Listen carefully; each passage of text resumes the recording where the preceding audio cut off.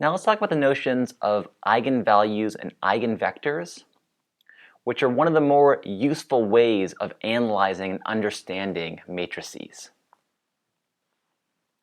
To start off with, for a matrix A in n by n, it's important we're only talking about eigenvectors and eigenvalues for square matrices.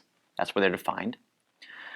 Lambda is an eigenvalue and x is an eigenvector if they satisfy this equation, a times x equals lambda times x. Remember, lambda here is a scalar value and x is a vector.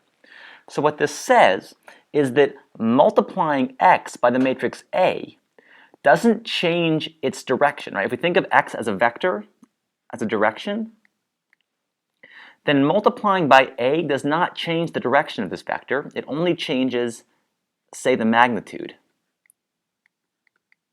Lambda x would be this whole thing. Now, one important thing to note is that lambda and x here can be complex valued. They can have both real and imaginary parts, even when A is real valued. That's really important, that we're not going to always have real eigenvectors and eigenvalues, even when the matrix A is real. Now, to see how these things come about, we'll look at this equation here and note that we can easily arrange it just to be written as lambda I minus A all times x equals 0. Right? We're just moving this all to one side. And this thing here has a solution for x not being equal to 0. By definition, eigenvectors could not be equal to 0 because that would give a trivial solution here. So this thing can have a solution if and only if this matrix here is singular, does not have an inverse. Remember, this was one of the conditions we gave for a matrix having or not having an inverse, was that it can not have an inverse if there's a non-zero x that satisfies this equation. And we also know from our properties of determinants that this matrix here is singular if and only if its determinant is equal to 0. So this determinant now, which is actually a function of lambda here, has to be equal to 0. And the values of lambda that make this thing equal to 0 are going to be the eigenvalues of this matrix. Now, we didn't prove this, but it turns out that the determinant of this matrix here actually ends up being a polynomial of degree n in lambda. So this is a polynomial function of lambda where the degree of lambda is at most n. So the determinant of lambda I minus a can be written as some coefficient times lambda to the n plus some other coefficient times lambda to the n minus 1 all the way down to lambda, some coefficient times lambda plus some other coefficient. This is a polynomial function in lambda. And a basic property of algebra is that a polynomial of degree n has n roots. It has n values of lambda such that this expression here equals 0. Importantly, though, these roots here do not have to be real numbers. They can be complex numbers, and that's why matrices A can have, even for real valued elements here, even for real valued coefficients this corresponds to, can have complex eigenvalues. Now, we're not actually defining what these coefficients are. It's actually somewhat complex, the definition of these coefficients. We're just saying here that the determinant has this form, and that hopefully gives some intuition about why there are n eigenvalues and why these eigenvalues can be complex valued. One very useful property of eigenvalues and eigenvectors is the notion of diagonalizing a matrix. So we're going to take all our eigenvalues and eigenvectors. So remember, we have n different eigenvalues and eigenvectors, which we'll write as a, say, x1 for the first equals lambda 1 x1, then a x2 equals lambda 2 x2. All these different equations hold. And we're going to put all these eigenvectors x and eigenvalues lambda into two different matrices. So we're going to write the eigenvectors as the columns of a matrix. And we're going to put the diagonal entries of this other matrix as, set these to the eigenvalues, lambda 1 through lambda n. We're going to call this matrix here x and this matrix here lambda. And what this expression says, right, because the first column, what this is saying is that the first column here times this vector equals the first column here, then with this column here scaled by lambda 1. And so we can write this whole equation, which captures all these different eigenvector and eigenvalue expressions. We can write this as ax equals x lambda, which, when x is invertible, will also imply that a equals x times lambda times x inverse. Now, x is not always invertible. There are matrices where you cannot form an independent set of n eigenvectors. But when you can do it, you can write A in this form. Some matrix times a diagonal matrix times the inverse of that first matrix. And if you can do this, we say that A is diagonalizable. And we'll come back to this form in a second when we talk about some of the uses of eigenvectors and eigenvalues. Before that, though, let's just mention a couple properties of eigenvectors and eigenvalues. We're not going to prove these, but these are very useful properties.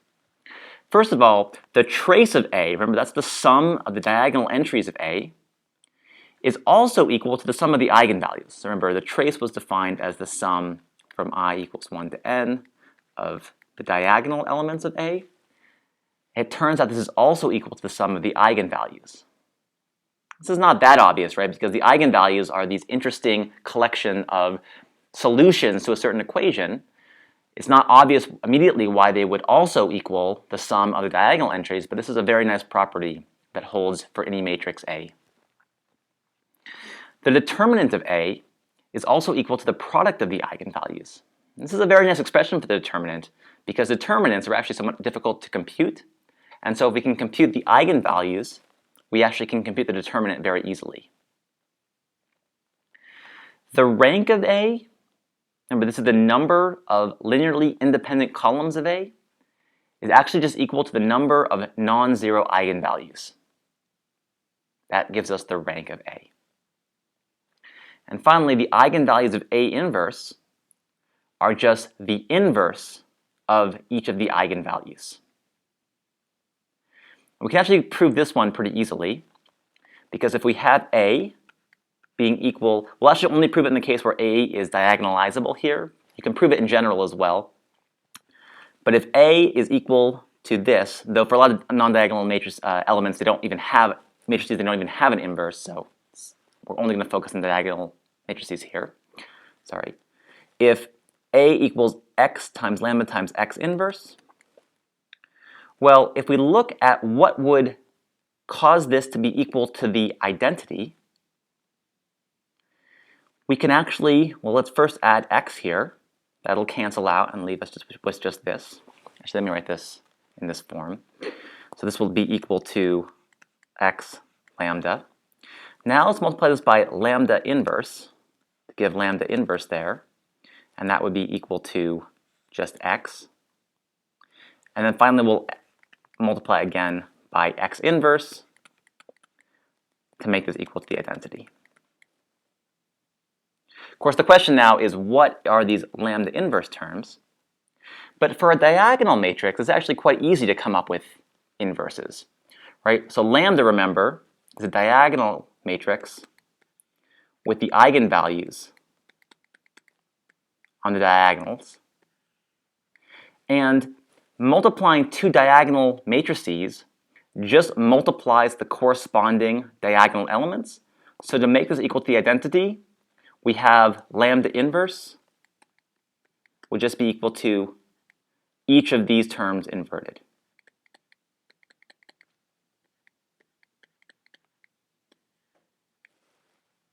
So that shows that the eigenvalues of A inverse, well actually the eigenvectors of A inverse are the same as the eigenvectors of A, and the eigenvalues of A inverse are just the inverse of the eigenvalues of A.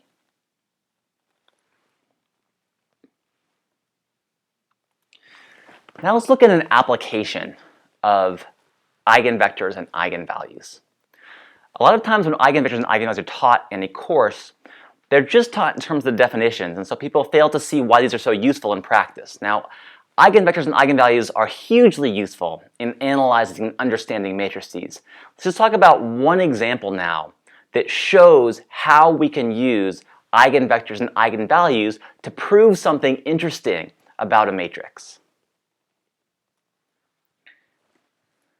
Let's take a simple example here. Let's take a square matrix A in n by n, and we want to know what will happen to A as we multiply A by itself again and again. So A to the k here would just be equal to A times A, I won't actually write the dot there, just A times A times A, k different times. So it's just like scalar exponentiation. Matrix exponentiation here is just raising it, multiplying it by itself that many times. Now what can we say about A to the k though? In particular, can we say that A to the k will have some property as we bring k to a higher and higher power? Now for a real number scalar value A, if we look at A to the k, so just the scalar A raised to the k, well, if A, there really are two cases here. If A here is greater than 1, then this term will go to infinity for big K. This is if A is greater than 1. If A is less than 1, this will go to 0. Right, because we're multiplying a number less than 0 by itself again and again. This will eventually go to 0. And if A equals 1, this will just stay at 1. So that's the scalar case here. But what can we say about the matrix case? Well, it can be kind of hard here, right? Because matrix products are pretty complex. They have a lot of different terms. And it might be hard to sort of try to reduce this to the scalar case by just considering every individual term in this product. Right? They get pretty complex. You have to take a lot of sums and multiply together a lot of corresponding indices. But let's write A in terms of its eigenvector and eigenvalue decomposition in its diagonalized form. So this is A. Now let's multiply A by itself. So let's look at A squared. This will be equal to A times A, which is going to be x lambda x inverse. These two terms here will cancel. So what we're left with is just x times lambda squared times x inverse. The nice thing here is that squaring or raising a diagonal matrix to a power is very simple, right? We just remember lambda here is just going to be the diagonal elements being the eigenvalues. And multiplying by a diagonal matrix scales the rows or columns. So multiplying lambda by lambda will just square one of these diagonal elements and won't change any other elements. Everything else remains 0.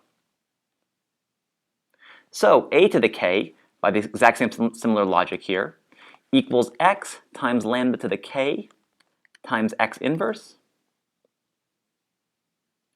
And what we see here is that this matrix, diagonal matrix, where each of these things is of course just their eigenvalue raised to the k power. So lambda to the k would be equal to all these things raised to the kth power. Now, we are in a position now to talk about what happens to this matrix in terms of the scalar case, because we've now reduced it to a question of what happens to a bunch of scalar terms, namely the eigenvalues, when we raise this matrix to the kth power. When we raise them individually, I guess, to the kth power. Putting this all together then, what we can say is that a to the k as a whole, this will go to infinity if any of the eigenvalues themselves also goes to infinity. It's actually a little bit, there's another step that's involved in proving that all the elements of a, k, say, go to infinity if one set of eigenvectors goes to infinity. But you can imagine that you're just taking this corresponding eigenvector and this eigenvalue here, and so that will make the elements of a pretty big. And so it turns out that a to the k will itself go to infinity if any lambda I, the absolute value of lambda I, actually I should say here, if a is a negative value, these all apply to the absolute value here. Should have made that clear before. I was talking before, and this would be plus or minus 1 depending on the sign of a. So a to the k will go to infinity if the absolute value of any eigenvalue lambda I is greater than 1. It will go to 0 if the absolute value of all the lambda i's are less than 1. And we actually won't worry here about what happens when an eigenvalue is exactly 1, then it'll kind of stay, won't go to infinity, but will kind of hover potentially around non-zero values. But this is a very interesting type of analysis here because it says that this matrix as a whole will go to 0 if all the eigenvalues, I should say for all I, and this is just if there's one I, such that it's greater than 1. If they're all less than 1, it will go to 0. This is very non-trivial to show if you just think about A as being a matrix product, but using the eigenvalues here helps us define fairly complex properties like this. Finally, there are some very important properties of the eigenvalues of symmetric matrices in particular. So a symmetric matrix A is a matrix A, which is square, where A equals its transpose. So Aij equals Aj for all I and j. And the symmetric matrix has the following properties. First of all the eigenvalues and eigenvectors of A can actually shown to be real. A little more correctly, that's a little bit informal. A little bit more correctly, we can choose the eigenvectors and eigenvalues to be real. Or rather, the eigenvalues are real, but we can choose the eigenvectors to be real. Similarly, the eigenvectors of A are actually also orthogonal. Or again, a little bit more concretely or formally, they can be chosen to be orthogonal. And this is very nice in this case. It was sort of unfortunate that even for real valued A, we could have complex valued eigenvalues. But what's nice about symmetric matrices is that this can't happen in this case. The eigenvalues and eigenvectors have to be real. All of this together implies that A can be diagonalized by two orthogonal matrices.